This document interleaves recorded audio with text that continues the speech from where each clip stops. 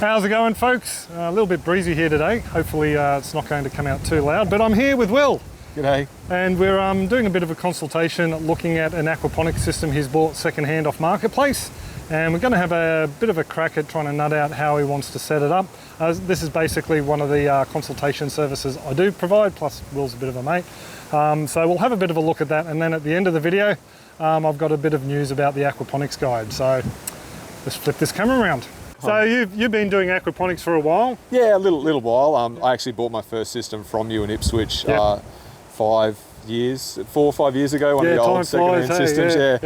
So I was doing the chop and flip aquaponics method with the IBCs, and we just wanted something a little bit sort of nicer aesthetic at the farm, since we're sort of setting everything up. Yeah. So this came up on Marketplace, and I was umming and ahhing about the system for a while.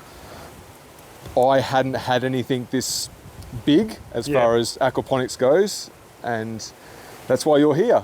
Sweet.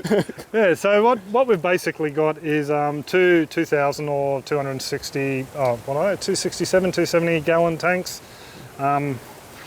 something, some sort of filtration device. In saying that, it is a purpose-built bit of kit, but it's been dodgied up. There's baffles have been put in there, and there's holes around the side. So we're thinking it was probably a 2 or 3 stage unit they set up with some biomedia in one of them, because you didn't actually see it running, did you? No, and I think the new owners bought the property, and this was set up by the old owner. Yeah. And so they were like, we don't know anything about aquaponics or what this is. We want to move it on. Yeah.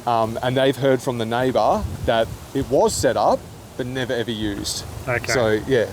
It's a bit of a mystery buy. Yeah. So you get a lot of expensive fittings with it, so that in itself is good. But yeah, we'll show you some of the other stuff. We've got some pumps, an air pump, a couple of water ones, just the bilge style, some foam boards that are disintegrating, so Will's pretty much all decided he's going to get rid of them. Is that correct? Oh yeah. I'll be going. And a couple of grow beds. Now this grow bed here, about a 600 litre-ish, and it came with a stand. The stand for the weight, I don't know, is just a little bit shaky for my liking, and even Will is a little bit dodgy about the feet and whatnot. This is another 2 grow beds that have been plastic welded together. So we've got up roughly around about 1,800 litres all up that you're going to be filling with clay. Yes, yeah, I've still got it from the old system. When I got home, I looked up the manufacturer of those grow beds, and they turn out to be 800 litres in volume. So theoretically, Will could have a lot more fish, because there's 2,400 litres of biofiltration in those beds if he just decides to set up the system that way. So just thought I should interject that here. It's a lot more than the 1,800 litres I said before. So what's the idea? We've had a bit of a discussion already. Do you want to run us through just your basic thoughts? Just the layout of this end?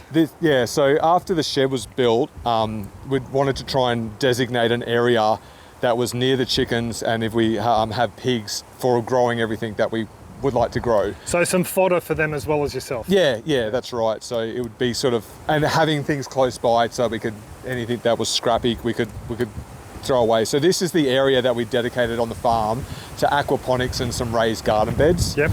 So having the fish in this area, when we build the shelter over the top of it, is going to be protected from most of the weather and the sun. And out here, we'd be looking at doing a structure, or not greenhousey, but shade cloth over the top to try, and the summer heat here is quite intense. This is going to be full sun all day, so I'll have to do something to shade it. And just point out also in winter, because I'm actually facing towards southish at the moment, so the winter sun will be coming from over my shoulder directly onto this grow area. Yeah, yep. And we don't have very cool winters anyway, but it will be full sun all year round, so that's it. Getting Rob out here to try and make sure I make the right decisions from the get-go was important. Yeah. And I think we've come up with a bit of a plan of using the 2 grow beds in an L shape, so that we could have the sump underneath the grow beds where they would drain into.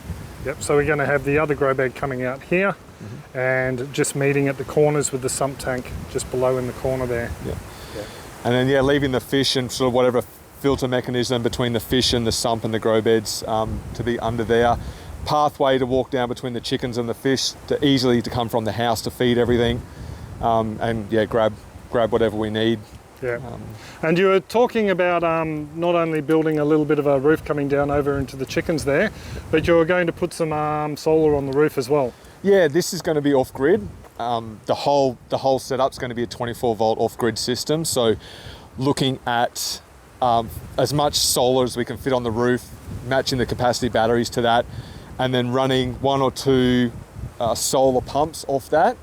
I don't like the idea of inverting and using 240 volts, but if it works out that way, we might have to do that. But trying to find good 24-volt solar pumps or pumps that will run off that.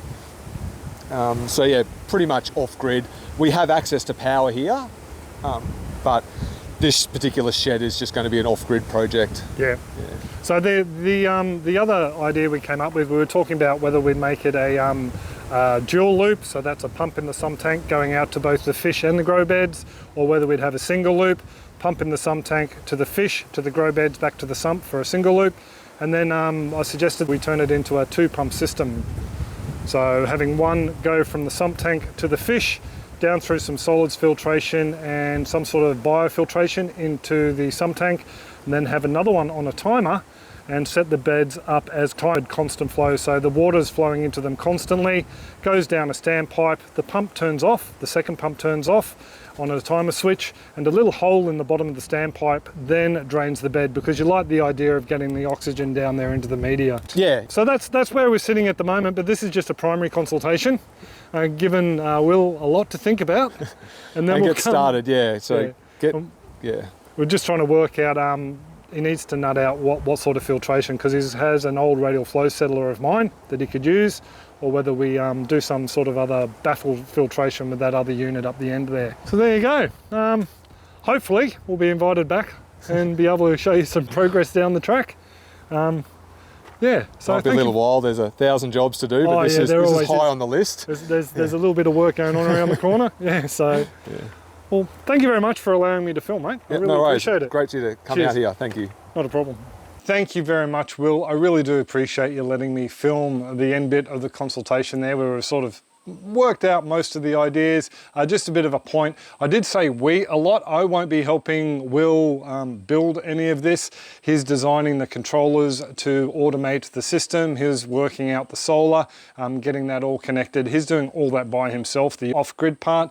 If he needs to run a few ideas by me, that's all part of the service. So yeah, he gets to call me or whatever, and we can nut out those things. But he'll be pretty much doing all the build himself, unless he wants a hand, then I might turn up. So yeah, once again, thank you very much, Will, for allowing me to video the end of the consultation.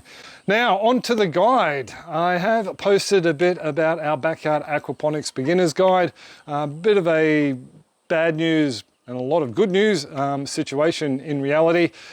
Basically, I was down stressing over cleaning up my mum's place, and I got an email on the 11th saying that retrieve had been gone into receivership. I don't know if that's the terminology over there in the States, but basically they were being liquidated, and the part that hosts the guides has been sold off, and the new owners don't want to run Retrieve as a guide website any longer as it stands at the moment. So they're shutting down Retrieve on the 31st of March. However, they were allowing us to sell the guides up until I think the 28th of February. Now, my problem is if I take the guide off of the shop, apparently people don't have access to it. I've basically shut the guide down. So to stop people buying a product they can't have, I've elevated the price to $10,000 a guide. I mean, if someone wants to pay $10,000 for a guide, yeah, not a problem. I'm not going to complain, but yeah, you're only going to have access to it until the 31st of March. That's the bad news and the end of the bad news. Now, the good news is I'm moving all that content, because the guide up to this point in time was a video only guide with a couple of little downloads I sneaked in here and there. I'm actually moving it over to a new hosting website that will stick around a lot longer than Retrieve, hopefully. They've been around for years already, and I've used them as my membership community website. So they're called Podia. They're going to be hosting the guide. It's going to be more than video. Every lesson will have an information component that won't be just a transcript from the video. There will be downloads, so you can take bits and pieces away and reference them as you're working on your aquaponics system. There's quizzes involved, and there are more modules coming. I think the original one was 23, and I have, not including Hucho's 3D printed bell siphon with my logo on it, there was 23 of those, and I think at last count I've got at least 5 more that need to be added in there. Well, I think need to be added in there. So I'm building new content for the guide. So it'll be roughly around about 30 modules of lessons by the time it's finished. So it is coming, and all you folks who have already purchased the guide, you can either email me at admin@robsaquaponics.com with the email address you use to sign up for the guide and your username if you have it available, and I will add you to a list of people who get to do the beta testing. Anyone who doesn't do that, don't worry, you're still going to have full free access to the new guide once it's finished. I'll just have to wait and do a bulk email with the email list that I've collated from Retrieve, and I'll send those out at a later date. And if anyone else wants to purchase the guide, well, I'm holding off for a little bit longer. I want to make sure it's fleshed out a fair bit before I add it back up for sale again. So there you go, that's where we stand with the guide. Very long-winded explanation, I'm very sorry. Hopefully I can cut it down a little bit shorter than the 12 minutes I've rambled on. I do hope you enjoyed a look at Will's consultation and a few ideas we've thrown around. And also, yeah, don't stress if you've already purchased the guide, but I will leave it there. I do hope you're all well and happy, and I will catch you next video. Cheers all, and have a tough one.